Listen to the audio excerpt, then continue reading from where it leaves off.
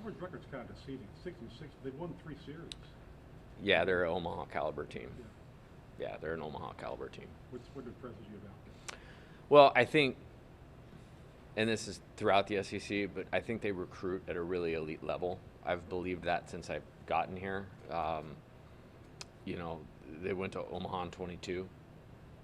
And then this 24 class, they have a really good group of freshmen, very similarly to we do. Really good old middle of the order hitters with Irish and McMurray. Obviously, I think they're really good on the mound. They use their bullpen really well. They have kind of a hybrid model pitching situation where they have a pitching coach, and then they have Scott Foxhall, who's a long time, SEC caliber pitching coach as a development guy, and then Butch by nature or by trade as a pitching coach.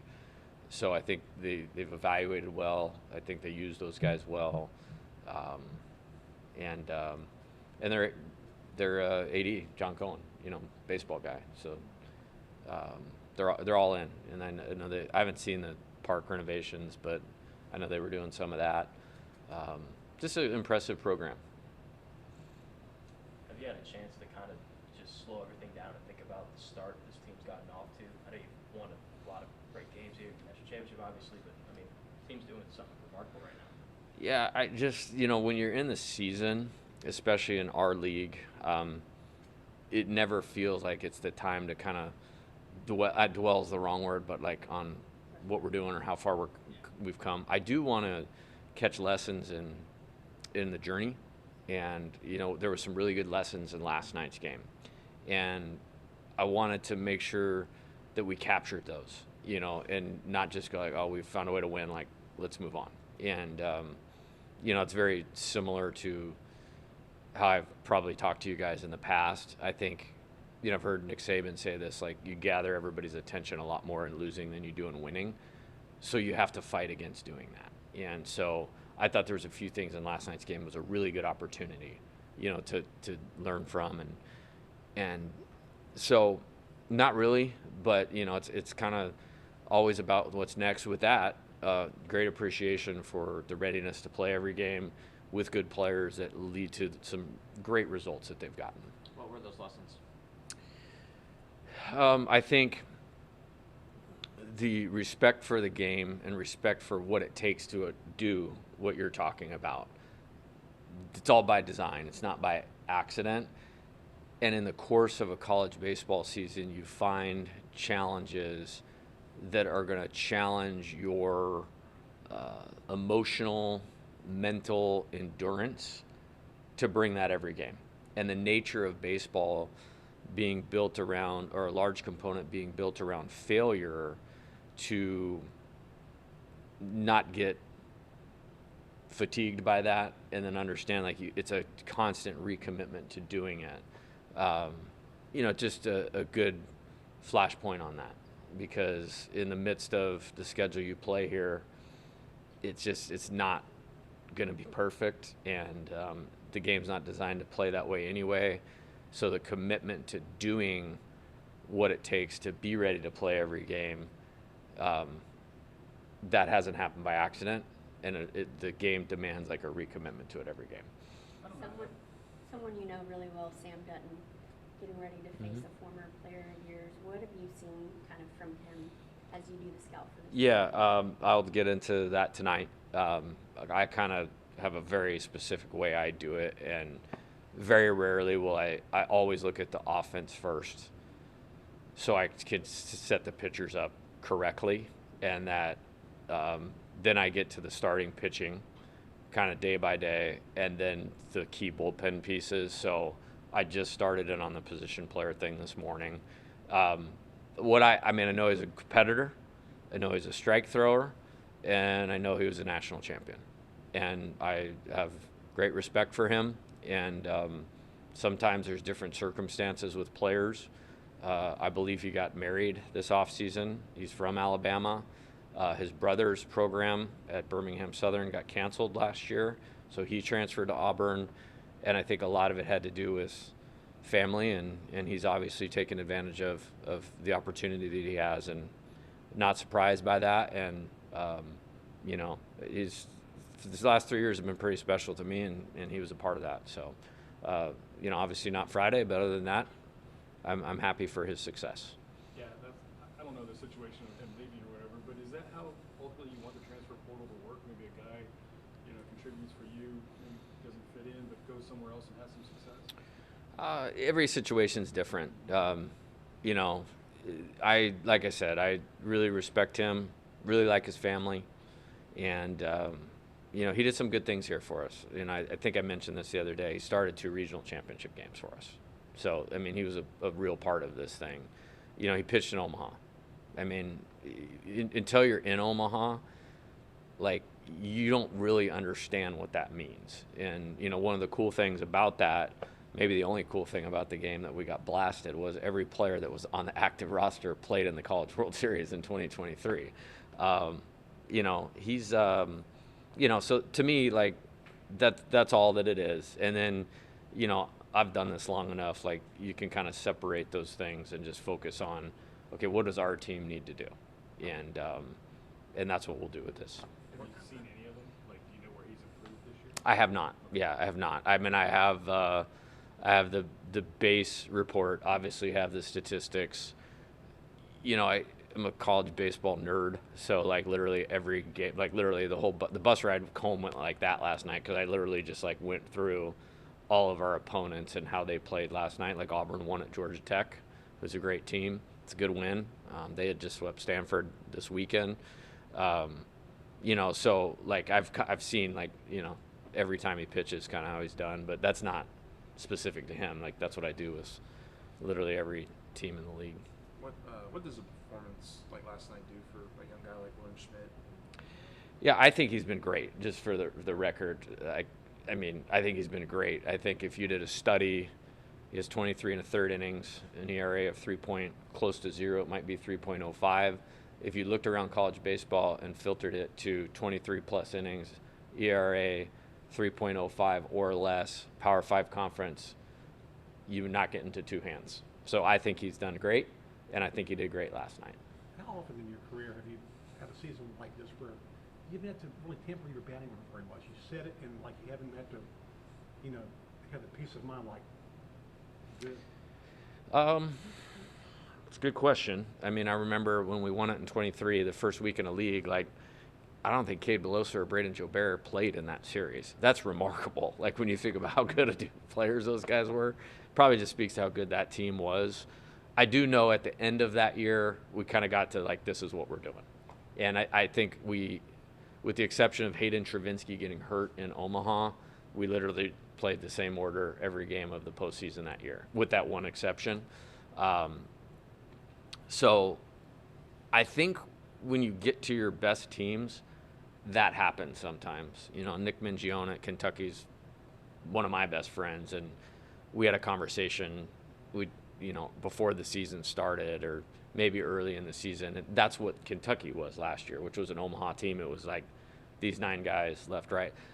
I've always believed if you're at a place like this, you're going to have more than 9 good players. And I don't ever want to short circuit what getting to our best team looks like. And so I'm a little hesitant to just say, hey, this is what we're doing. I think we've done a good job as a coaching staff of identifying the right spot for a few guys. And then the other guys, it's Jared Jones you want him coming up as many times as possible with runners on base, and you know what you're going to get. So the rest of it doesn't matter. Then it becomes Jared, this is what you need to do. And so it helps with that. And, the players have done a good job with it. There's a little more peace of mind. But, we're grinding through it. Josh Pearson on Friday is a perfect example. He hadn't started for 3 games. We're facing a left-handed pitcher, and then he's in there and boom, 2 homers. I think he would be fine against anybody. But there's still those decisions to be made. What we were doing at the top versus the bottom. And I think the bottom of the order is a big reason this team has been really successful. Even in the SEC, even at times in 23 in Omaha, I remember in the Wake game, it's we need 1 more inning, to get Dylan and Tommy back up. I don't feel that way at all. I feel like this team can score 2 in every inning. That grouping of kind of 3 players there with the Josh, Jake Brown, Ethan Fry, and whoever of the 2 is is in, it seems like they're ready, and the guy that's not. Jake, huge performance last night off the bench. Whenever that guy does get that opportunity, it's like they don't miss a beat. Yeah. What about those three has allowed them to have all sustained success, even when they may not be starting every single game, kind of thing? Competitive, coachable, team first attitude, and then this is the hallmark of it is all come from great families. And so they're not just about themselves. They're all from Louisiana, so playing at LSU really means something to them. So there's a little bit of a root in that, but they all come from good families with good values. And to me, values start with being selfless or team first attitude, and they all know what they're capable of doing. Like me going to Josh and going, hey, Jake and Ethan are going to start this game. Here's why. Here's what I need you to be ready for. He's not shook.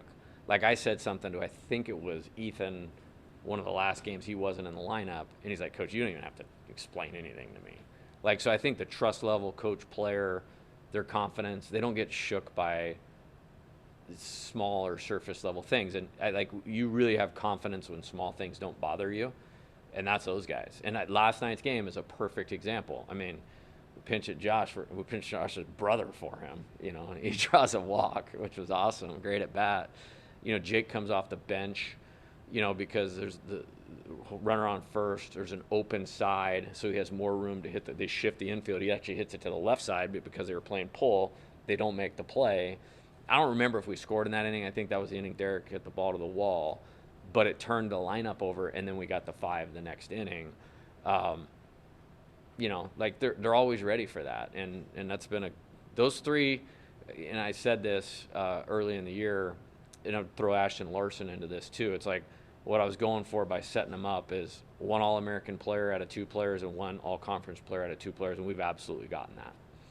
Do you have a feel for that? Like instinctually, how do you know which one to tap when? Preparation and knowing the player and what their strengths are, and try to align that with how it fits in the game, whether it's situation, opposing pitcher, how the defensive lineup is set. It's nice you're only looking at like 2 spots, kind of to your question, but we put a lot into that. With the bunting, the success rate on some of those squeeze plays, especially, I think there's been a couple of situations, bases loaded, the success rate necessarily probably hasn't been at the level that you want. How do you sort of approach that? Do you pull back on the bunting a little bit? Do you lean into it more and just hope you guys execute better? What's your approach to that? Practice, train, improve, whether that's throw a strike, get a bunt down. Relative to the game, it's like do its best to win the game. And if the ball goes down on a guy that's a good bunter, the game's over. And we won anyways. So that's part of it, You said you knew yourself Stanford, you just liked him. What innate thing that you just like? Why did you like the guy? Yeah, great athlete, really competitive at bats against really good pitching. Like I said, I probably count on one hand the guys that got multiple hits off Paul Skeens. When he was here, Chris was one of them. The ability to change the dynamic of the game offensively and defensively on the bases, those guys are few and far between in college baseball. And then, just enough ability where we felt like, hey, if we could get our process into him, we could create a really good offensive player. And Chris deserves all the credit for that. The work that he's put in, all the credit. But he's super coachable. And then, he's, he goes and runs a ball down at Oklahoma on Friday night. That's like the value of hitting a 2-run homer. You know what I mean? And then he gets the game-winning hit last night. There's not a better guy hitting ninth in the country for anybody as far as how they impact winning. And then getting to know him as a person, he fits in beautifully here at this place with this team. And, what a big addition to our team. And I feel that way about several of the guys that we brought in, but definitely about Chris. Jay, have you thought about how you're going to game plan the 34 scholarships next year? It's a daily discussion. I'm having a meeting today with one of our staff members specifically about lining that up. There's so much going on in the midst of the season, but did I see something like they didn't approve the So I'm still standing. I don't know if I have 11.7, 34, 30, 25, 20. We still don't know, which is crazy. But we'll figure it out. You have to be there by December 1st, so can you have a certain number in fall ball and then cook? I heard something about a 38 to 34, but I don't know. I'm for the, if that's how it is, I'm for the fall cap and all of that. We always try to run pretty close to the roster size. It's very hard to do with the draft and not knowing, and the draft being a month before school starts here. It's not like a semester or a quarter school where they start late September.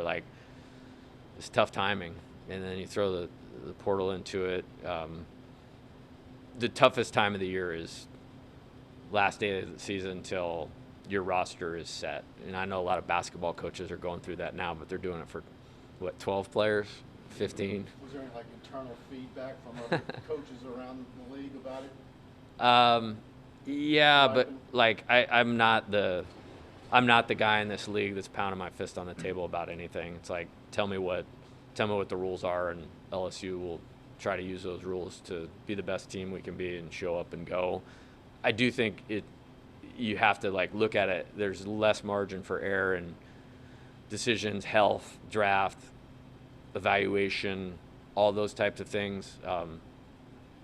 We'll probably, this is not a final, we'll probably only play 55 games next year because you have to reimagine the fall a little bit because the injury thing will carry a bigger deal. And thinking about kind of the pace of the schedule that we played with 5-game weeks back to back and then into SEC play and then, being on TV as much as everybody wants LSU on TV, you have to look at that carefully. Is it 3 catchers or is it 2 and your third guy plays a different position?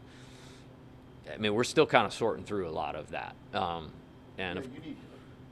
that the goal, is maybe find dual role players? I think so, yeah. Those guys being a lot more The two-way valuable. thing is super valuable, and I'll lean into my experience in the past. Now we haven't done it here because of the nature of the guys that, best pitcher on a planet, and then Case and Evans is really, really good. So it's I have to look out for those guys and their best interest. But whether it was Bobby Dahlbeck, Cal Stevenson, Alfonso Rivas at Arizona, 3 big leaguers that were two-way players. So I've always liked it. It's just really hard to do here. It's really hard to do. And the guys we got, they're training for the gold medal of getting to the highest possible level. And the competition for that is so fierce. Splitting your time is really, really hard. But if you can get one, you do it. I was talking to Coach Herring last night, and we were talking about that and the importance of a player that can do both for them. And when I was at Nevada, San Diego, I really felt that way. Just has to be the right guy. Who's the last best two-way player at LSU? Yeah. Chad Jones? Yeah. But he was really a pitcher. How long ago was that? Yeah. 15. Let's get one. You guys let me know who the best You two-way got it. player is. You said that. Yeah. Let's get one. You're not even in. Yeah. You ruined Skanes' chances two-way, so. I know. You would let him hit. I really messed that guy's life up. Back to Schmitty for a minute. The guys describe him as a personality, right? Yeah. How much of that has helped him kind of, not know what he doesn't know? Yeah, I think that would be. I don't agree with that. I think he's super aggressive and super confident. Again, if you have confidence, small things don't affect you negatively, and that's what I would say about William. And there's a little growth to going through this, just as there was for Cade, who I'm not trading for anybody, if I'm starting a team. So, it's just part of the deal. And again, I think this is your guys' line of work. Go filter it. 23 1/3 innings, 3.05 ERA or less, 5-0. How about 5 wins? Filter that. And we're talking about what's wrong with him? Nothing's wrong with him. He's awesome, and he'll get better. And I saw a part of that yesterday that I wanted to see. That game worked out beautifully for what we wanted to get out of him. And as Coach Burtman would give one of these, he'll be better because that was the situation last night. So. Would you envision him being able to pitch this weekend after 60? Yeah, we'll again, it's like recovery, not Friday. Yeah. He will not be available Friday. You know, I will put him on the roster, but he'll have to clear the deck. I just thought, as hard as our team worked to get in position to win that game and get him, you know, continue to push that development forward, like I felt like that was worth it. And then, you know, I mean, we didn't even travel the 5 guys that pitched last weekend, you know, so last night. So that they got full week off, which is great.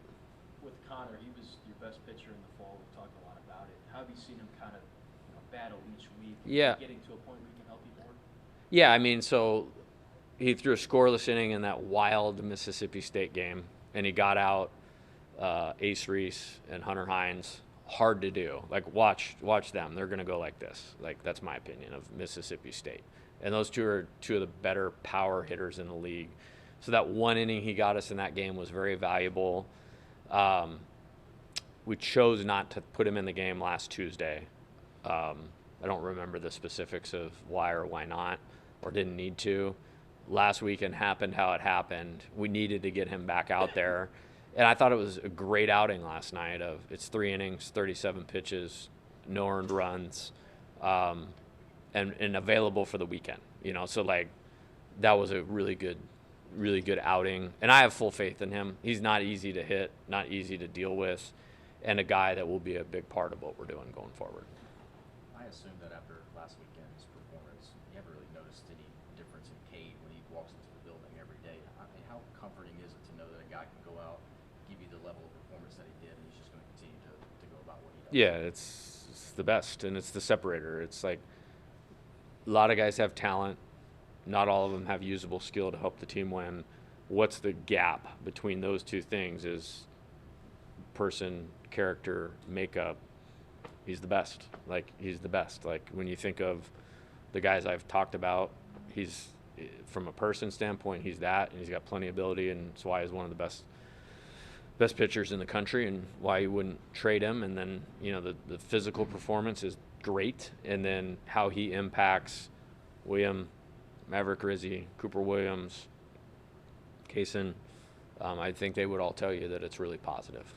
Kaysen talked about this a few weeks ago, but he said that you guys have a mental strength coach who comes in about once a month to sort of help out the guys. So what are those conversations? I know you're not in the room, but like, what are the point of those conversations, and what does that help for the teams?